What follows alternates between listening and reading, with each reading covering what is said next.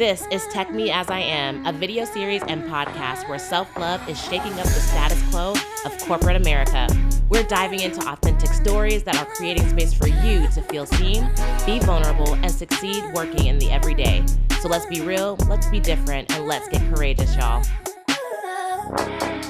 Hi, I'm Heath, Director at LinkedIn's B2B Institute and co-founder of the Transform Her conference focused on women of color and active allies. I'm here at the Tech Me As I Am podcast where we're going to be talking about the important topic of self-awareness.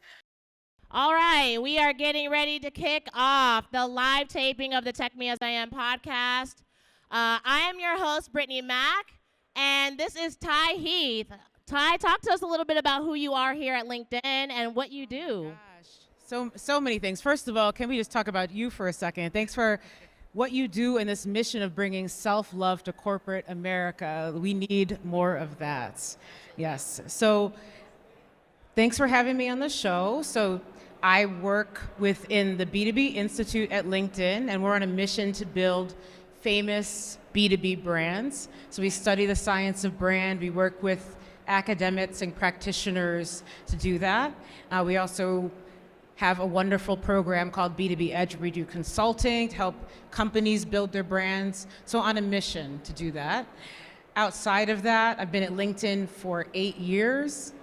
Yeah, 8 years, working within our marketing solutions business. I served as the president of LinkedIn's Black Inclusion Group for a time. I'm also the co-founder of a conference called Transform Her, which is focused on women of color and active allies in tech and having us be successful. And beyond that, I just am a fan of all things community and not doing things alone. So that's one of my values. I know we'll talk more about that later. Yeah. But I try to bring that to everything I do. And you do it very, very well. And that's actually one of the reasons why I asked Ty to come on this episode with us today, because essentially, you know, she and I have befriended each other, and her doing a lot of the work in the Black Inclusion Group and just crossing paths. I really do feel like when you start loving more on yourself and you start giving yourself the things that you need, you ultimately find your people, you find your tribe, because you start recognizing things that other people are doing. And, you know, I actually recognize a lot of the things that you were doing for you, boundary setting, understanding certain things. You actually taught me about the emotional will, and we'll talk about that a little bit more today.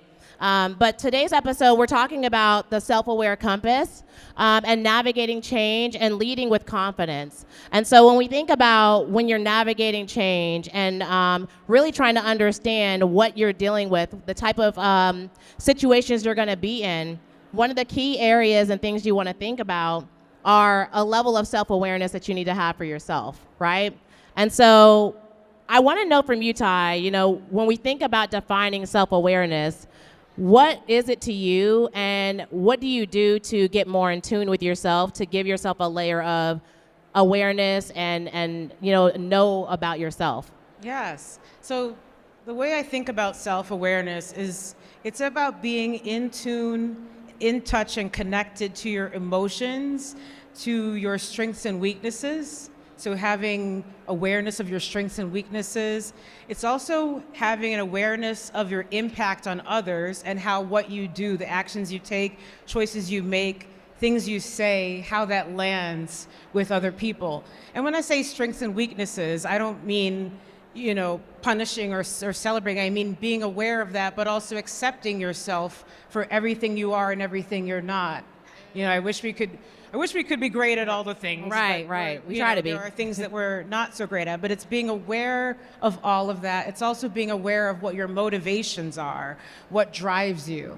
And I think it's critical. If I could go back and like revamp our education system, one of the things that I would put in for children is some sort of a class where you have conversations and really work at getting connected to being able to name the emotions you're feeling, being clear and learning how to check for how what you said or did landed with someone out there. I mean, these are really, really, really critical skills in not just in business, but in life to have. And I think the thing about self-awareness that's really important is to recognize how it shapes how you view the world. Because if you think about it, your strengths, your weaknesses, your emotions, the context of all of those things are a lens. It's through which you view things. And that context is really decisive. It is. So, a quick example, if I have a ball and I throw it at someone, one person might jump up and grab the ball and they throw it back and we'd be playing catch, right? But another person, I might throw the ball at them and they might duck. It might scare them, right? And so there's however many, thousands of people walking around with different contexts. And that context is decisive and it's colored by your perception of yourself and your awareness of yourself. Yeah, I would totally agree with that. And I think when we think about having a level of self-awareness for ourselves, and I had mentioned earlier, like, we understand and can see that level of self-awareness in someone else, right? It is a reflection of who you are. I kind of want to understand like some practices maybe or things that you do at home to help you think about what having a greater level of self-awareness is. Like when we think about that self-awareness, like how do you go in and really navigate that? Since you said that is something we probably should have been taught in schools. Oh, yeah. Yeah, I think it really starts to, it's like building a muscle. I mean, Serena Williams didn't just pick up a tennis racket and start, getting, grand slams and winning. So it really does take an effort and a consciousness to actually practice and be intentional about noticing what you're feeling in a given moment. I actually think walking around, everyone is a walking possibility of something, right?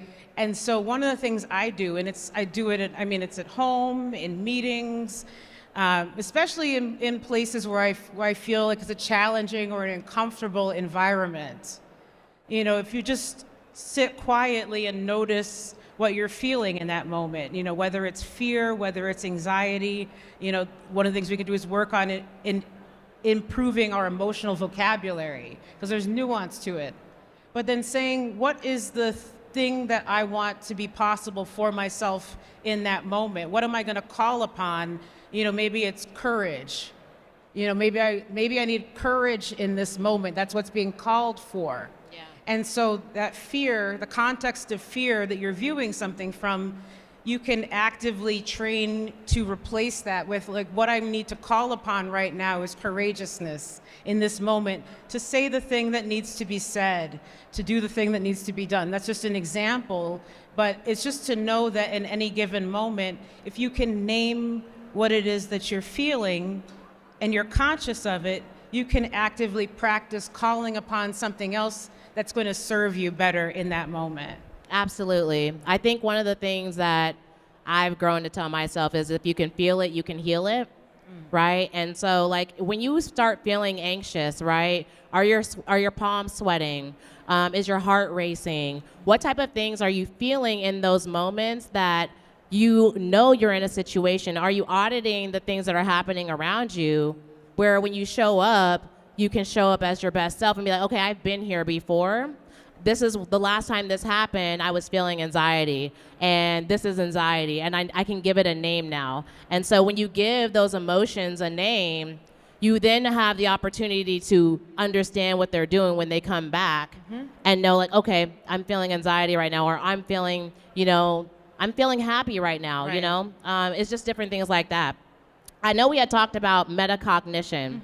And that's a big like psychiatric term, I guess. It's kind of like a scary word. It's like metacognition. What is that? But walk us through what metacognition is, and how does this allow for more regulation of oneself? Like being able to the thought of being able to step outside of oneself. Yeah, it's connected to what you just shared. This idea of noticing. Metacognition is thinking about your thoughts. It's thoughts of thoughts. And I think it's so crucial to step out of yourself sometimes and be able to look objectively at yourself, and also recognize that emotions come in waves. This is actually like a studied phenomena. Emotions come in waves. They don't stay. right? So if you're feeling something, the typical thing, if it's not something you've practiced or if it's not something you've intentionally worked on, might be to numb yourself because you may not want to feel that feeling feeling in that moment. Yeah. Maybe with some social media scrolling, maybe with little, whatever you need to do is to escape. But with metacognition, this idea of actually stepping outside of yourself, looking objectively at what you're feeling, recognizing that it's not something that's going to stay, thinking about how you move through that feeling, right? So not going around it, but going through it. And I would also say that if it's a reoccurring emotion, so neither of us are like trained psychiatrists or psychologists. Not at all. So while it's something you can practice, sometimes you might need a little help, right? So, we've all been there. We've all been through something challenging that's impacted us in our lives.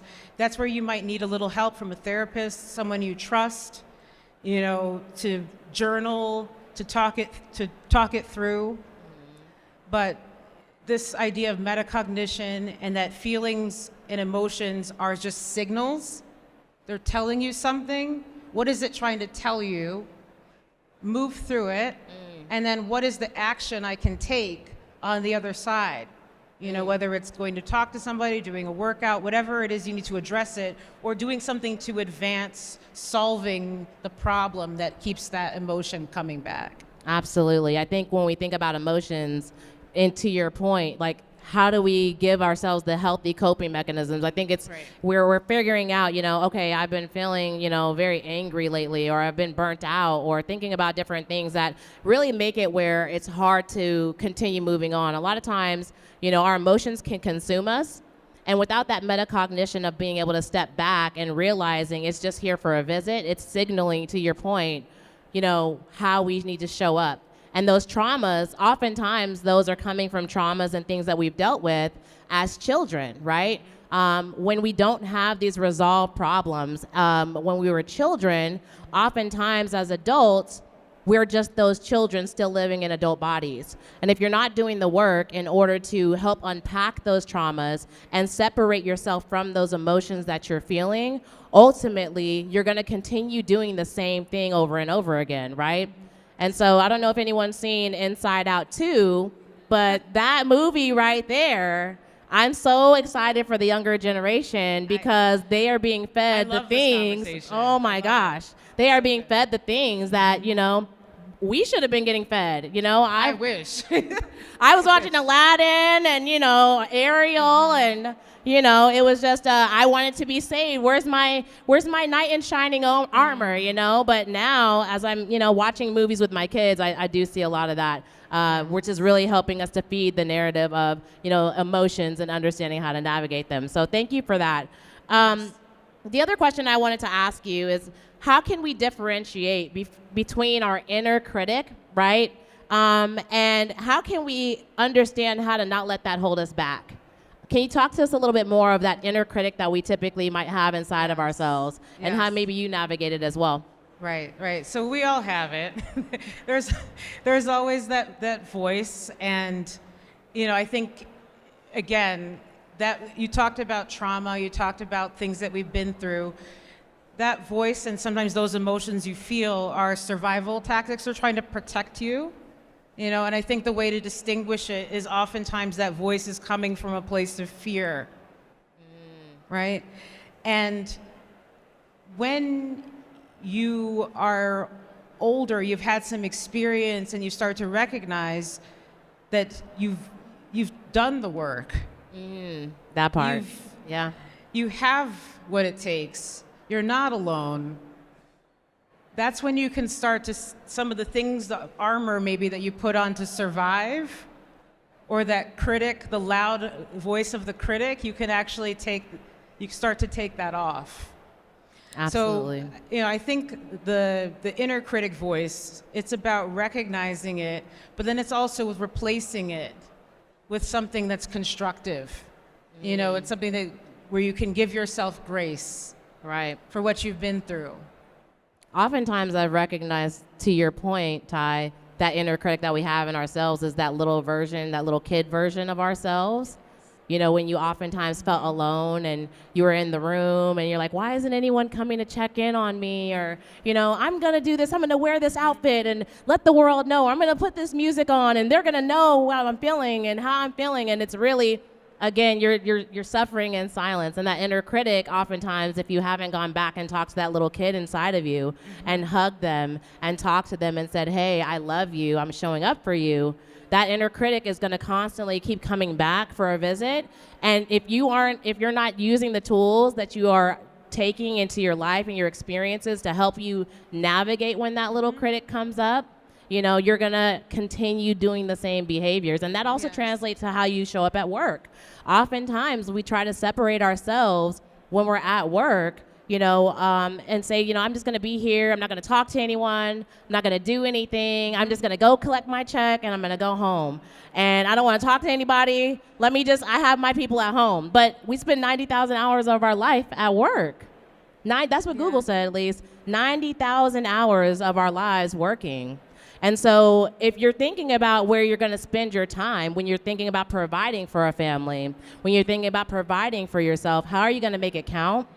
And I think by working on ourselves to be able to show up and have real relationships with the people at work, similar to what I have with you, Ty, you know, you really can create the environment you want to have. And so I appreciate you letting us know a little bit more about the inner critic. You know, I think the other thing I would say about that, just bouncing off of what you said, we talk about how much time we spend at work, and you know, if you're going to continue to grow, you're going to have to do hard things, which means you're going to put yourself in increasingly challenging situations, which is an environment where you're more likely to challenge and criticize. I didn't get that perfect. I didn't do that right. You know, all of these things are protective mechanisms, but the reality is you prepare to do hard things by doing hard things. Yes. And then you know yourself as someone who has done that thing, and you go to the next level. There's an idea of intentionally training, like putting tactical stress. It's like this idea of intentionally putting yourself in an uncomfortable situation, knowing that you're going to be in that uncomfortable situation for some time, because you know that on the other side of that thing, there's going to be another level of growth. You're going to be transformed. You're going to be someone who can now handle something at this higher level. Absolutely. And I think we get so used to being in that comfort zone because we feel safe there. You don't grow without putting yourself in uncomfortable situations. I mean, me even doing this podcast here today was putting myself in an uncomfortable situation sitting here. But I was like, you know what? I'm going to tell myself to do this because I know what I want to do. I know where I want to see myself. I'm manifesting it. I'm putting it out there and making sure that what I want to see myself do, I'm going to do that. And in order to do that, you have to be willing to take risks and ask yourself, be that advocate for yourself. Otherwise, you're going to keep being in the same position every time. But back to self-awareness, if you are going to do that, if you're someone who chooses to take on increasingly harder things, you also then have to be responsible and learn how to be self-aware, practice emotional regulation, do some of the things that we talked about to manage your emotions, because you are putting yourself in a place you've never been before. Absolutely. And when you're in those places, it's very hard sometimes to navigate when you've never been there as well. And I think, to your point, having those tools that you need in order to help you get through those things and those emotions, and you recognizing them, allows you to continue moving forward. So I think, you know, when you're thinking about yourself at work, and even here, you know, in different environments, when there's like massive amounts of people, right? How are you showing up? How are you allowing yourself to cater to yourself and feel the emotions that you're feeling in large settings? You know, it's exhausting sometimes. So, you know, I know it is for me at least. So, but, you know, you have to understand what are you going to give yourself so that you can get through those situations. Absolutely. I guess to kind of like get ready to close this out here, I do want to talk a little bit more about, you know, the fear of change, right? I think this is something that we constantly go through. We know we're going to be changing in an ever-changing environment, just living life as it is, you know, and it can be scary. So, you know, what do you think are good ways to tackle fear when it does come for an appearance What are things that you do to help yourself get through some of that? Things are always changing. I think a lot of things are changing right now. A lot of us are walking around, I think, a lot with like low-grade anxiety about change. So I think it's one thing, and I think it's a tough thing for people to recognize, is that we don't have full control over everything. We do have some control, though, right? And then there are some things we can do. So imagine yourself in a boat, and you're going with the flow of the stream. We can put a paddle into the water and start steering. And what I mean by that is that if you're uncertain about the future, one thing you can do is train to deal with the fear and uncertainty, so to manage those emotions. Another thing you can do is think about, if I don't know where things are going, what are some possible outcomes that could happen, and let me be prepared for the outcomes. But one of the quotes that I love the most is that if you want to predict the future, create it. So it's this idea of, I don't know what's going to happen, but what do I want to happen? What is it that I want to happen? And then you go to work doing everything you can intentionally to achieve that outcome for yourself, right? So a lot of people don't plan, 5 years, 10 years ahead, but I think there's power in thinking about for yourself and even for your friends and your family, and going on that journey together to think about, like, what is it that we're going to do about this possible thing that lies in the future that we don't want, and how do we shift it to be this thing that we do want? What are the actions I can take now? I like to think about it like, I want older Ty to look back at young Ty and be like, thank you, Right? thank you That for part. doing those things, because we're not powerless. We're not just in a boat being carried through the stream. We can take an oar and put it in the water, and we can also have other people in the boat, and we can row together. Absolutely. I think, to your point, doing something now that your future self will thank you for later. When I go and my car's out of gas, and I'm like, dang, I don't want to wake up tomorrow morning and have to do it. If I go get the gas the night before, I'm so happy I don't have to go and fill up my car with gas the next day. I'm like, dang, I'm in a rush and I have to go get the gas, right? Future Brittany's I'm "Thank helping you." my future self, right? I'm like, okay, thank you, Britt, for showing up, Exactly, even if you it's did that. even if it's the past, right? Even if it's the past, it's the little things that matter. But as you start doing more of those different things, you'll start to get that practice in it. Okay, maybe I didn't just fill up my tank with gas today. Maybe I also journaled. I actually did a self-reflection for the end of the day. And I'm just proud that I just did something today that tomorrow I'm thanking myself for, because I showed up in the present moment today. Journaling is excellent. Absolutely. Therapy is also really great too. So I know I'm coming up on time here for the episode, but I just wanted to do a couple of rapid fire questions. To Ty, to kind of just understand a little bit of things that Ty's doing. So maybe we can, I know I've been doing a few things Ty's been doing, and books she's been reading too. So we'll try to see what Ty's been up to lately. So rapid fire question 1. What is a book right now that you are reading to help yourself get through some emotions? Oh my gosh, what is to get through emotions specifically? I love the book Untethered Soul. And I don't know if there's anybody else who's read it. Highly, highly, highly recommend The Untethered Soul. I think it's Michael Singer, if I'm not mistaken.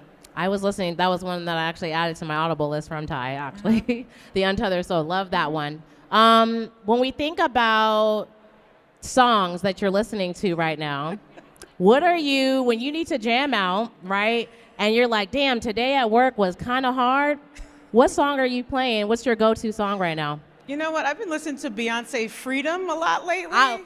Yes, I have to. Yes. That's my song right now. Okay.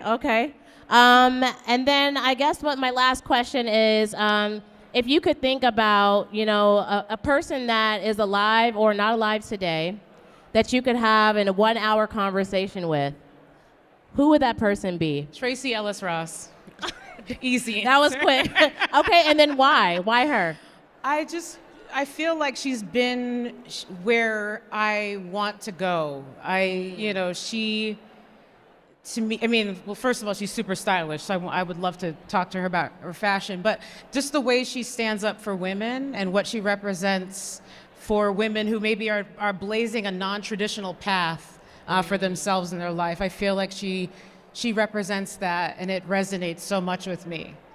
I would agree with that. I would definitely agree with that. I think we hear a lot of that in different work environments about, it's not a linear path for different things in your journey.